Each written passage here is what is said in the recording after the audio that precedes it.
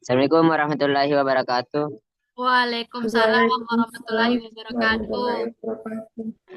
Kami dari kelompok B ingin mempresentasikan hasil diskusi kami yaitu apakah baik atau buruk untuk penangkap ikan dengan FAD? Apa dampak nyata dari penggunaan FAD hanyut pada ekosistem laut pelagis? Adapun nama-nama dari kelompok kami yaitu Muhammad Takbir, Risman Arianto, Lista Lopa, Anissa Aulia Safitri, Amar Ma'ruf, Rias, Nur Aziza Adillah, dan Andi Suci Arifah. Baik, saya akan menyerahkan kepada eh, para pemateri untuk menjelaskan eh, materinya. Sekian dari saya. Baik, terima kasih atas kesempatannya. Di sini saya akan menjelaskan di bagian slide pertama, di mana sejak zaman Romawi, nelayan telah mengetahui bahwa ikan cenderung berkumpul di sekitar benda-benda yang mengapung. Kebiasaan ini dimanfaatkan sejak tahun 1950-an ketika kapal-kapal tuna di Samudra Pasifik mulai menangkap tuna di sekitar objek terapung alami seperti kayu dan dedaunan. Fenomena ini berkembang pesat seiring kemajuan teknologi, termasuk penggunaan pelampung satelit dan echo sounder sehingga nelayan dapat melacak posisi dan estimasi biomasa ikan di bawah FAD secara real time. Ya, selanjutnya penggunaan fish degrading device. Penggunaan fish degrading device dalam perikanan tuna dengan jaring lingkar atau pursein telah menjadi sorotan karena potensinya merusak stok tuna, meningkatnya bycatch, dan menimbulkan ketidakseimbangan ekosistem pelagik tropis. Kajian ini meninjau perkembangan ilmiah terbaru mengenai penggunaan FAD, termasuk dampaknya terhadap stok tuna, spesies non-target, habitat laut, dan kemungkinan terjadinya ecological trap. Kajian ini juga mengulas langkah-langkah manajemen yang sedang diterapkan oleh Organisasi Pengelolaan Perikanan Regional atau RFMO serta menyarankan arah kebijakan ke riset ke depan secara umum. Apabila dikelola secara tepat, penggunaan FAD dapat menjadi metode penangkapan yang efisien baik secara ekologis maupun ekonomis. Dampak terhadap stok tuna. Pengguna FAD sangat meningkatkan efektivitas penangkapan tuna, terutama pada spesies objek yang merupakan target utama pasar tuna kaleng. Sekitar 75% dari sekitar FAD terdiri dari spesies objek, dan sementara sisanya terdiri dari spesies Big A dan Yellowfin.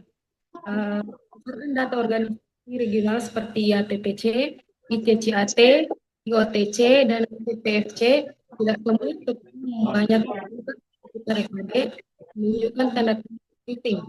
Sebaliknya, beberapa stok Big A dan Yellowfin, terutama di Pasifik Timur dan Barat, menunjukkan gejala overfishing. Baik, adapun dampak terhadap spesies non-target atau bycatch, tingkat bycatch di sekitar FAD lebih tinggi dibandingkan penangkapan pada kawanan tuna yang berenang bebas. Bycatch terdiri dari berbagai spesies ikan bertulang keras, hiu, pari, billfish, dan penyu. Meskipun secara presentasi masih lebih rendah dibanding alat tangkap longline, perhatian serius diberikan terhadap bycatch spesies rentan seperti hiu silky dan oceanic white tip shark yang masuk kategori terancam punah oleh IUCN. Selain itu, meskipun jumlah penyu yang tertangkap relatif kecil dan sebagian besar dilepas kembali, potensi kematian akibat jeratan jaring tetap ada. Oleh karena itu, desain FAD yang ramah lingkungan sangat dianjurkan. Baik, adapun dampak terhadap habitat dan konsekuensi ekologis. Penggunaan FAD menyebabkan peningkatan densitas objek terapung di permukaan laut, terutama di daerah-daerah yang sebenarnya memang memiliki keberadaan laut alami. Hal ini menimbulkan kekhawatiran tentang modifikasi habitat, terutama dalam konteks ecological trap, yaitu ketika ikan memilih habitat buatan yang tampaknya ideal tetapi sebenarnya mengurangi keberhasilan reproduksi atau keberlangsungan hidup. Namun, berdasarkan studi perilaku dan biologi tuna, bukti kuat untuk mendukung keberadaan ecological trap masih belum tersedia. Beberapa studi menunjukkan bahwa tuna masih mampu melakukan migrasi lain dan memanfaatkan FAD sebagai titik temu sosial atau navigasi meeting point hipotesis tanpa terjebak secara ekologis. Oke, untuk selanjutnya adalah pengelolaan FAD yang efektif. Nah, yang pertama, pemantauan jumlah FAD dan pelampung elektronik untuk mengontrol kepadatan FAD di laut. Yang kedua, pengurangan kematian ikan tuna, misalnya dengan teknik penangkapan yang lebih selektif. Yang ketiga, mitigasi bycatch seperti penggunaan desain FAD yang tidak menjerat penyu atau penggunaan alat pelepas hiu. Nah, langkah-langkah manajemen seperti larangan kapal pendukung referensi penuh tangkapan tuna dan penutupan area penangkapan pada waktu tertentu telah diterapkan oleh RFMO seperti IOTC dan ICCAT meskipun efektivitasnya masih terus ditinjau. Menuju pengelolaan berkelanjutan FADS.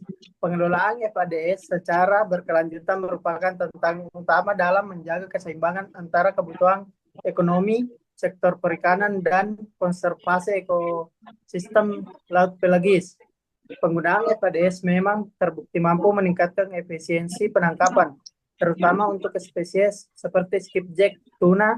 Namun jika tidak diatur secara hati-hati, praktik ini dapat berkontribusi terhadap penangkapan berlebih, tangkapan sampingan, bycatch yang tinggi, dan perubahan perilaku alami ikan. Untuk itu, arah pengelolaan yang berkelanjutan mencakup beberapa pendekatan strategis. Ya, baik. Adapun kesimpulan dari diskusi kami yaitu penggunaan FAD dalam perikanan tuna. Industri telah memberikan dampak besar terhadap ekosistem laut, baik dari segi efisiensi penangkapan maupun potensi kerusakan ekologis. Namun berdasarkan kajian ilmiah yang ada, tidak ada bukti kuat bahwa FAD secara langsung menyebabkan overfishing atau jika dikelola dengan baik dan didukung oleh regulasi yang tepat, menggunakan FAD dapat tetap menjadi metode yang efisien dan berkelanjutan. Oleh karena itu, penelitian lebih lanjut serta kerjasama antar negara dan RFMO sangat penting untuk menjamin keberlanjutan perikanan global. Baik, itulah hasil diskusi kelompok kami. Sekian dari saya. Assalamualaikum warahmatullahi wabarakatuh.